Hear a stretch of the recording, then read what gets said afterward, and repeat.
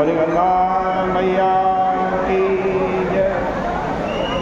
बोले सत्य सनातन धर्म की जय।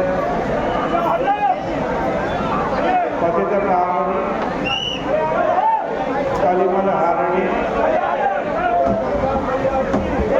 मंगल कारिणी मोक्षदायिनी माँ गंगा मैया का ये पवित्रतम तीर्थ हर की पैड़ी ब्रह्मकुंड है। श्री कृष्ण जन्माष्टमी का काल सन्निकट आता जा रहा है। कल श्री कृष्ण जन्माष्टमी का पावन पर्व है। श्रीमद् भागवत में आप चर्चा सुन रहे थे। जब कंस ने आकाशवाणी को सुनकर देवकी को मारना चाहा तो वसुदेव जी नाना प्रकार से कंस को समझाने लगे। वसुदेव जी कहते हैं ऐसा तवानुजा बाला कृपणाम पुत्रिकोपमा।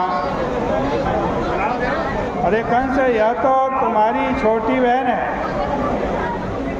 अभी बच्ची है, गरीब है, तुम्हारी बेटी के समान है। इस कल्याणी को, जिसके हाथ में अभी विवाह का चिन्ह कंगन बंधा हुआ है, मत मारो, तुम तो दीन वत्सल। जब वसुदेव जी ने कंस को दीन वत्सल कहा तो मानो सरस्वती तिलमिला गई। उसको यह दुख हो गया कि हाय हाय, इस पापी और हिंसक कंस को वसुदेव जी दीन वत्सल कहते हैं। लेकिन तब तक उसको दीन वत्सल का एक अर्थ और याद आ गया। वो इस प्रकार है, दीनानां वत्सानां अपि लाति चोरयति इति दीन वत्सल। जो गरीबों को, गायों के बछड़ों को नहीं छोड़ता, उनको चुरा करके ले जाता है, इसका नाम ही दीन वत्सल होता है।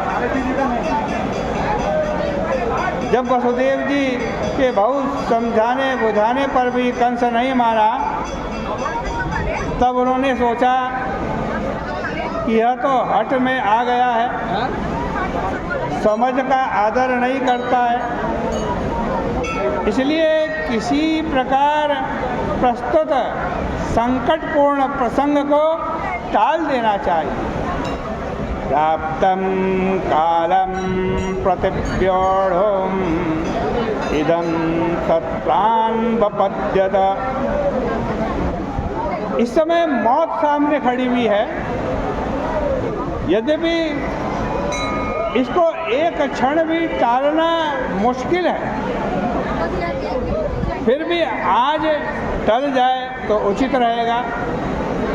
बुद्धिमान पुरुष का यह काम है कि जहाँ तक उसकी बुद्धि और बल चले, वहाँ तक मौत को हटाए।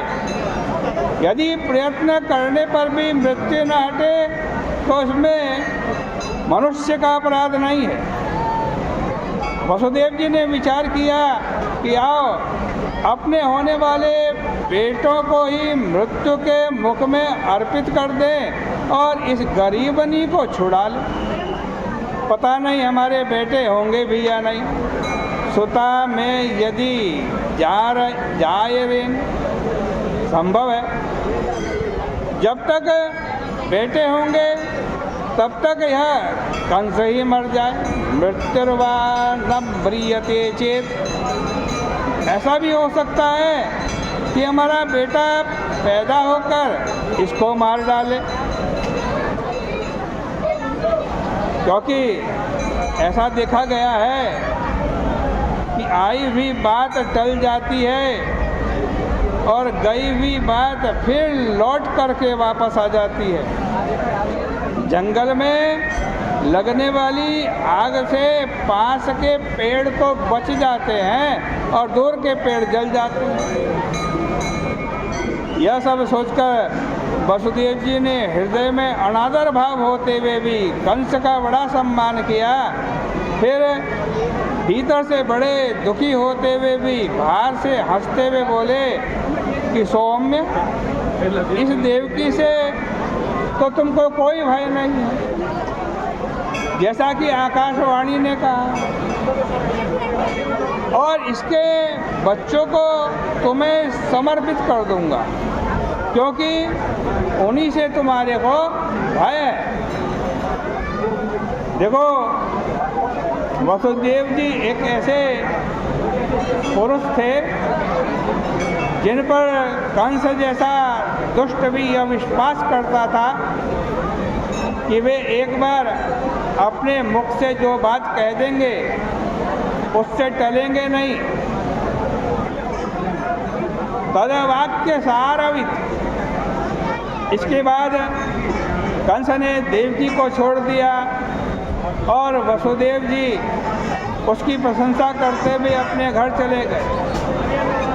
समय आने पर देवकी के गर्भ रहे और बच्चे होने पर पहला बच्चा हुआ, तब वसुदेव जी उसको कंस के हाथ में दिया। इससे वसुदेव जी को तो बड़ा कष्ट हुआ, परंतु यदि उनकी बात झूठी हो जाती तो उनको और भी कष्ट होता। देखो, साधु लोग बड़े बड़े कष्ट सह लेते हैं, विद्वानों को किसी बात की अपेक्षा नहीं होती। कदर्य लोग, नीच लोग बुरे से बुरा कर्म भी कर सकते हैं और धृतात्मा सब कुछ छोड़ सकते हैं। तो वसुदेव जी की सत्यनिष्ठा देखकर कंस को बड़ा संतोष हुआ। उसने कहा कि इस बच्चे को ले जाओ, जब 8वां गर्भ आएगा तब देखेंगे। वसुदेव जी चले गए और इसी बीच में नारद जी वहाँ आए। उन्होंने सोचा कि कंस धर्मात्मा बन जाएगा तो भगवान इसका जल्दी उद्धार नहीं करेंगे, इसलिए भगवान जल्दी से जल्दी इसका उद्धार करें, यही इसके लिए हितकर है, क्योंकि यह भक्त तो हो ही नहीं सकता। यह सोचकर नारद जी ने कंस को बताया कि ब्रज में जितने नंद आदि गोप हैं, वसुदेव आदि वृष्टिवंशी हैं, देवकी आदि यदुवंश की स्त्रियाँ हैं, वे सब के सब देवता हैं। तुम्हारे पीछे जो लल्लो चुप्पी करते फिरते हैं, ये च कंसा मनुव्रता, वे सब भी देवता हैं। दैत्यों के कारण पृथ्वी का भार बढ़ गया है, इसलिए इनकी ओर से उनके वध का उद्योग हो रहा है।